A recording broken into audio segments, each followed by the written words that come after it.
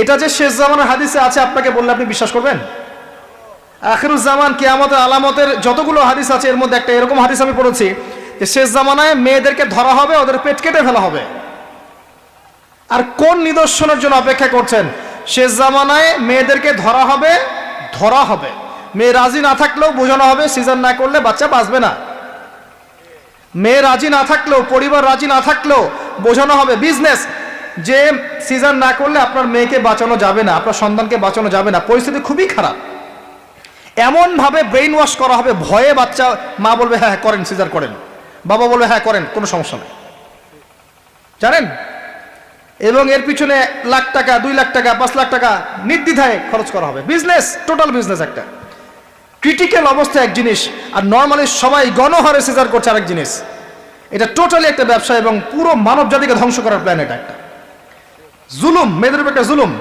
শেষ জামানে হাদিস এসেছে যে আখিরুজ জামানে মেয়েদেরকে ধরা হবে, মানে মেয়েরা ধরা দিবে না, ধরা হবে, পেট কেটে ফেলা হবে, এর ভিতরে যা আছে ওকে বের করে ফেলা হবে।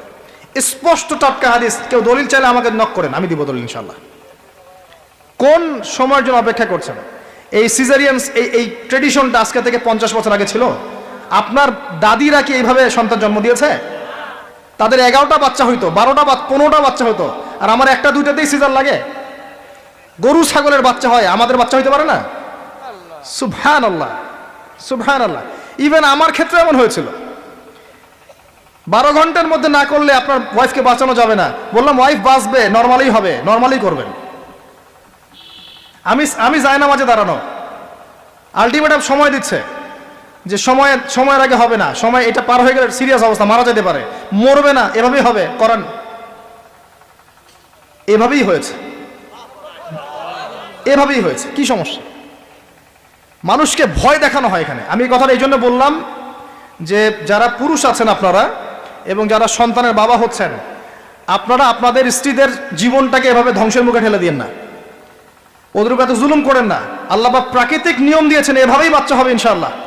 ক্রিটিক্যাল অবস্থা এক জিনিস, একটা ক্রিটিক্যাল সিচুয়েশন হয়েছে তখন আপনি করতে পারেন, সেটা আলাদা বিষয়। নর্মালি এমন একটা ট্রেডিশন বানাচ্ছেন কেন? ঘরে ঘরে সিজার, কি দরকার আছে? আশ্চর্য একটা ব্যাপার, আশ্চর্য। এরপরে দেখবেন আরো 2 বছর তাকে এই বোঝা বয়ে বেড়াতে হয়। যাই হোক, হাদিসের মধ্যে আসেন, এই যে বাচ্চাটাকে জন্ম দিল এই মেয়েটা, গরিব মেয়েটা, এবার এই মেয়েটাকে কিছু ডলার দেয়া হলো। তুমি 9 মাস গর্ভধারণ করেছো, তোমাকে পারিশ্রমিক দেওয়া হলো, বাচ্চাটা আমাকে দাও, তুমি বিদায় নাও। এই মেয়ে পারিশ্রমিক নিয়ে চলে আসলো। এখন এই যে বাচ্চাটা জন্ম নিল, এই বাচ্চাটা কার বাচ্চা? দাসীর না মনিবের? কার শুক্রাণু আছে? এই হচ্ছে হাদিসের ব্যাখ্যা। এখন করতে পারবেন আপনি ব্যাখ্যা। আজকে থেকে 500 বছর আগে এই ব্যাখ্যা করতে পারতেন না, কারণ এই ফিতনা 500 বছর আগে ছিল না। এই যে দাসী তার মনিবকে জন্ম দিয়ে চলে গেল।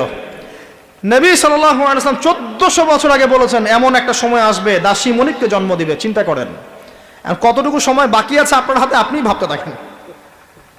আমি তো বেশি বললে সমস্যা, হজম হয় না কিছু মানুষের।